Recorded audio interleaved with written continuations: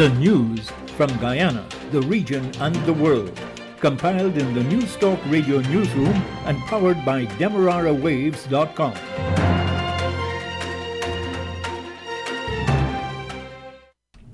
Good day with your major newscast. I am Jessica Daw. First with the highlights.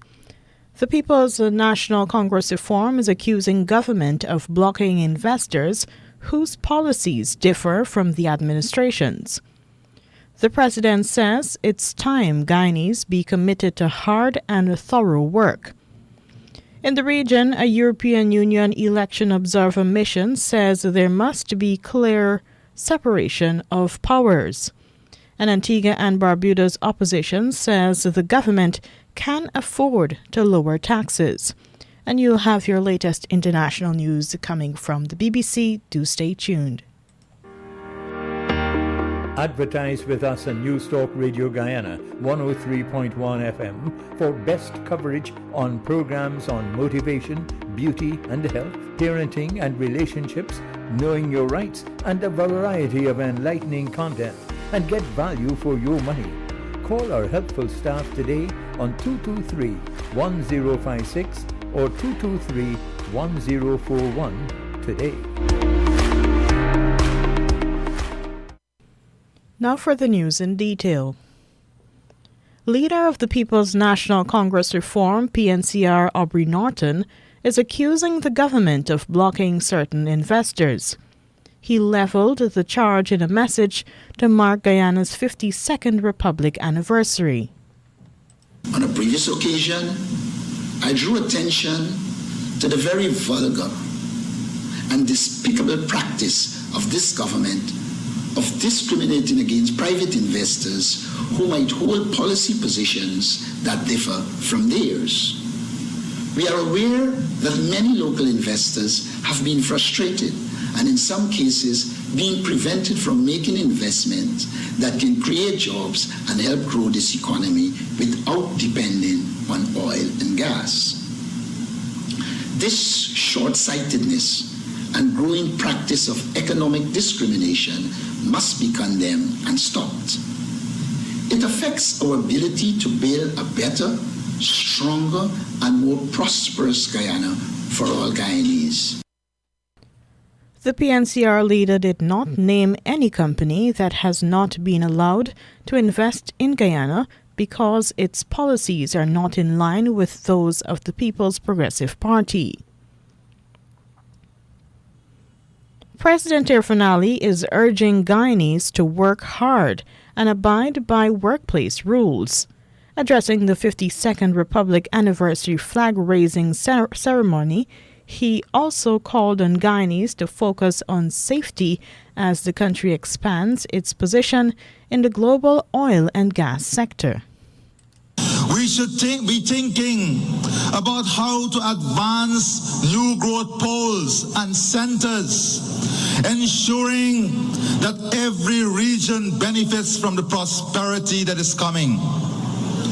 To accomplish this requires a completely different attitude. The way we view safety, standards, and work ethics must all be addressed in creating the right attitude for a successful future.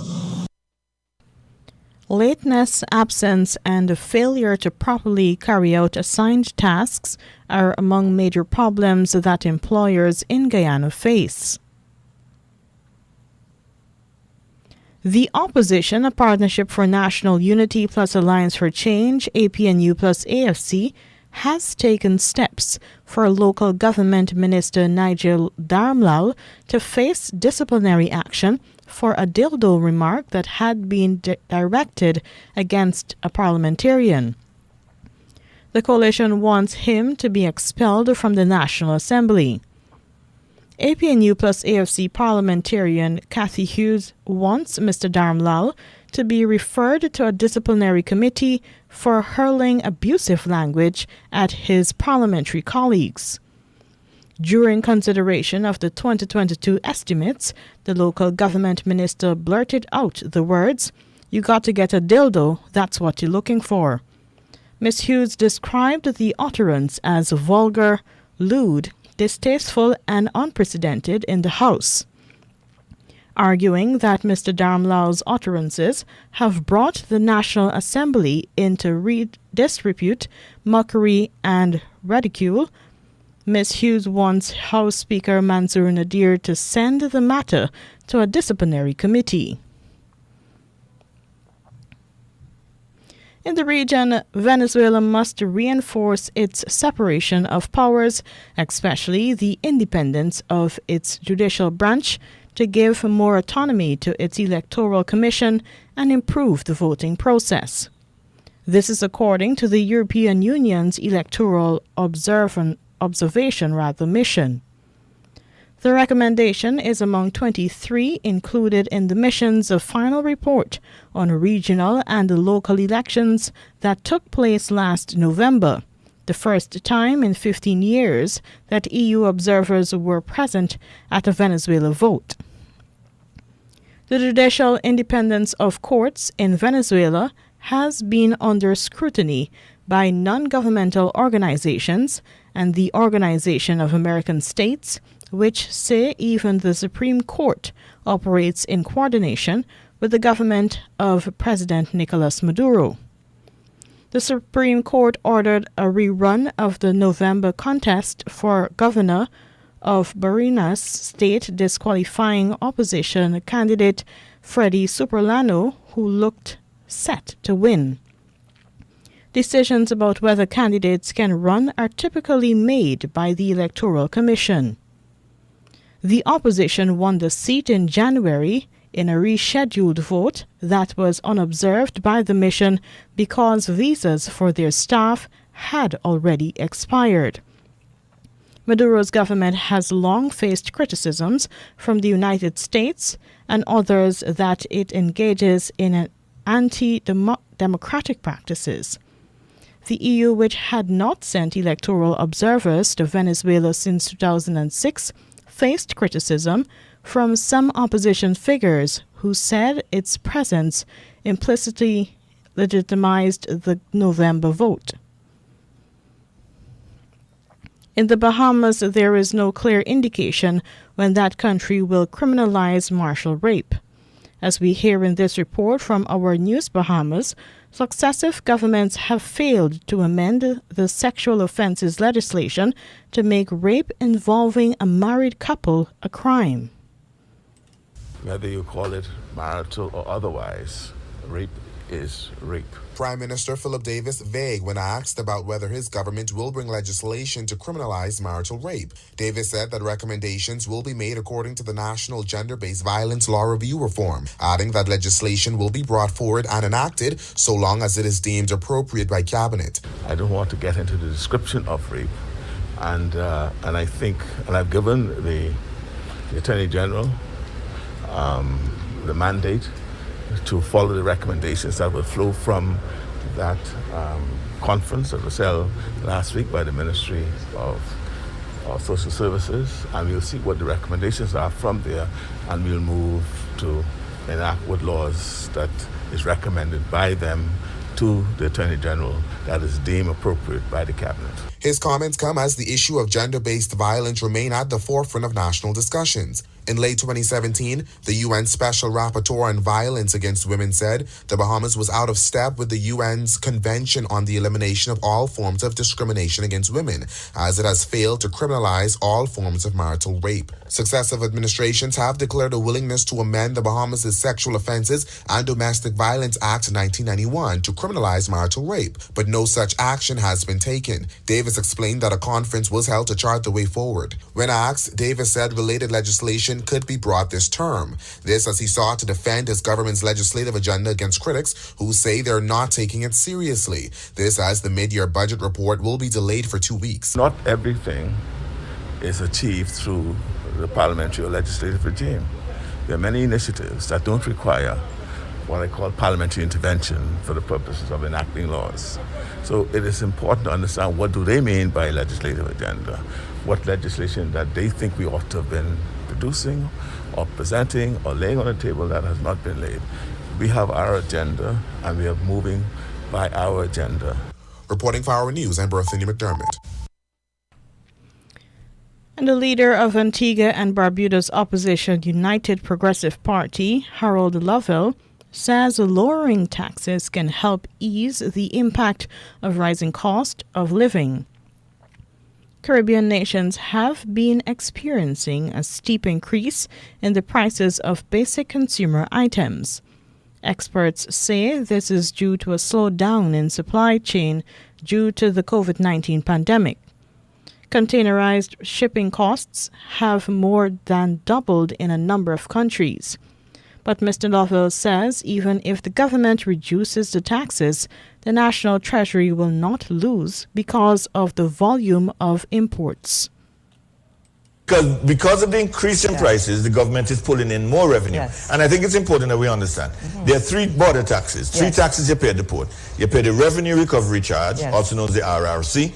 You pay import duties, and you pay the ABST. The ABST is 15%, the Revenue Recovery Charge is 10%, and the import duties vary with the different items. Now, we weren't talking about the ABST or the Revenue Recovery Charge. We're talking about the duty. And we say that you can reduce the duty, bring some relief to people, and the government would only be giving up some of the additional revenue that they'll be earning. And the same thing we said when we spoke about reducing the cost of the license fee for motor vehicles. Leader of Antigua and Barbuda's opposition United Progressive Party, Harold Lovell. Barbados is searching for more oil, this time with the assistance of experts from Trinidad and Tobago. Details from Barbados Today. A team of oil and gas specialists from Trinidad and Tobago are in Barbados to assist with an urgent oil drilling mission. Word of this from Minister of Energy, Small Business and Entrepreneurship, Kerry Simmons, who said that the specialists are helping to perforate some of the old wells in the country with a view to extracting more product. The development comes as officials here look to cushion any likely economic blow from the escalating conflict between Russia and Ukraine. On Tuesday, following weeks of extraordinary tension between the two countries and their allies, Russian President Vladimir Putin recognized the independence of two breakaway Ukrainian regions and deployed troops to both. Minister Simmons, responding to the news, urged citizens to brace for the possible impact, revealing that the most recent developments have made the fear of increased gas prices almost inevitable. And lastly, in the region, Trinidad and Tobago lost billions of US dollars in potential revenue from LNG exports due to transfer pricing. The Prime Minister says Trinidad and Tobago lost billions of US dollars in potential revenue from LNG exports due to transfer pricing. In his remarks at the 6th Summit of Heads of State and GECF, he said this country's 2015 Gas Master Plan report, prepared by UK consultants Porten and Partners, confirmed the loss. Dr. Rowley said the government has been having dialogue with companies to ensure a more equitable sharing of LNG revenues. We now have an opportunity to correct this inequality consequent on the pending expiration of LNG licenses and plans to restructure the LNG business in Trinidad and Tobago. It is in situations like this that the value of the membership of Trinidad and Tobago in the gas exporting forum takes on added significance. Dr. Rowley said that the experience of the forum, which possesses 70% of the world's proven gas reserves, 44% of its marketed production, 52% of pipeline and 51% of LNG exports in the world, is formidable and can be of immeasurable benefit to members. However, if we are to maintain our leading position in the global gas market in this changing environment, there must be meaningful collaboration and cooperation at all levels. Given what is at stake, I am confident that we will coalesce and continue as a cohesive force in this dynamic environment. The Prime Minister said global gas and LNG markets have been undergoing structural changes, fluctuating between periods of convergence as well as divergence when oil prices are high. And here now is your international news coming from the BBC. BBC News, I'm John Shea. There are reports of fighting in many parts of Ukraine after Russian troops invaded in the early hours. Fierce fighting is reported in the east, where Russian forces are said to have attacked a hospital in the Donetsk region, killing 4 people. James Waterhouse reports from Kiev. It was the wake-up call Ukrainians in the capital never wanted. A series of explosions, loud bangs, out of sight over the horizon from several directions. Then reports of Russian troops shelling and then crossing the border from multiple points, including Odessa to the south and Kharkiv to the east. Here in Kiev, air raid sirens and police vehicles urging people to get to safety have led to thousands trying to leave. Then queues at cash points, petrol stations and supermarkets. Later in the morning, another explosion, closer to the centre. Streets are the quietest they've been. There's also a lingering smell of smoke. For the first time, there are police patrols, as well as military personnel and vehicles weaving around the cobbled roads. President Zelensky has said weapons will be issued to anyone who wants to defend Ukraine and has announced a cutting of all diplomatic ties with Russia. Ukraine has called on its citizens to join its territorial defence forces. The Defence Minister, Oleksiy Reznikov, urged everyone who knew how to hold a weapon to join up. Earlier, President Zelensky condemned Russia's attack as treacherous, likening it to the Nazi invasion during the Second World War. With explosions and sirens heard around Kiev, residents have been seeking shelter in metro stations and have been queuing at cash machines, petrol stations and supermarkets. Marta Shokalo from the BBC's Ukrainian service is in the city. Waking in the night, I received a message from a colleague confirming Vladimir Putin has announced an invasion. Almost immediately the explosions began. To realize the capital itself was under attack was a huge shock. Waking my 10-year-old son, we took some candles and water down to the cellar in case things got worse. Now in Kiev, there are huge queues outside the supermarkets. Petrol stations too are running out of fuel or are already closed. One of my colleagues say he's making plans to leave the city to avoid any airstrikes. But in the country under attack from the north, east and south, right now nowhere truly feels safe. The French President Emmanuel Macron has said France stands alongside Ukraine. He said the Russian invasion would have long-term consequences for all Europeans. Les événements de cette nuit sont un tournant. The events of last night are a turning point in the history of Europe and our country. They will have profound and lasting consequences for our lives. They will have consequences for the geopolitics of our continent, and we will respond together. Britain said Vladimir Putin's actions should make him a global pariah. China has offered Russia nuanced support. World News from the BBC. Ukrainian citizens seeking safety have begun crossing into Romania and Moldova. Poland is setting up reception points to provide food, medical assistance and information to refugees. At the Medica border crossing, Maria had travelled from Lviv with her family. I think we are quite lucky because we crossed the border. Many people in Ukraine now are ready to protect the country. We definitely will need world's help, and we definitely need to make sure we are all together against this, because otherwise I think with our technologies the second world will be very small comparing to what could happen. European gas prices have surged more than 30% following the Russian invasion. Europe is dependent on Russia for both oil and gas. Fears of disruption to supply have pushed the price of Brent crude oil up to well over $100 a barrel. Here's Theo Leggett.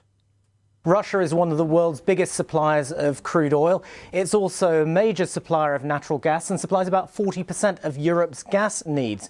Now, a lot of that oil and gas actually comes through Ukrainian territory. So that's pushed up gas prices in a very significant way, and we've seen the oil price spike. This does feed through into the pockets of ordinary people. Stock markets around the world have tumbled while the Russian ruble hit an all-time low against the dollar. The price of gold has risen to a one-year high. The editor-in-chief of one of the most Kremlin-critical newspapers in Moscow, Novaya Gazeta, has spoken of his grief and shame at Russia's invasion of Ukraine. In a video editorial posted online, Dmitry Muratov said his newspaper was against the war and the latest issue would be published in Ukrainian and Russian. Mr. Muratov said only an anti-war movement by Russians could save lives. BBC News. And that was your international news coming from the BBC. Here now is a recap of the highlights. The People's National Congress Reform is accusing government of blocking investors whose policies differ from the administration's. The president says it's time Guyanese be committed to hard and thorough work. In the region, a European Union election observer mission says there must be clear separation of powers. And Antigua and Barbuda's opposition says the government can afford to lower taxes. And that was your major newscast. I am Jessica Daw.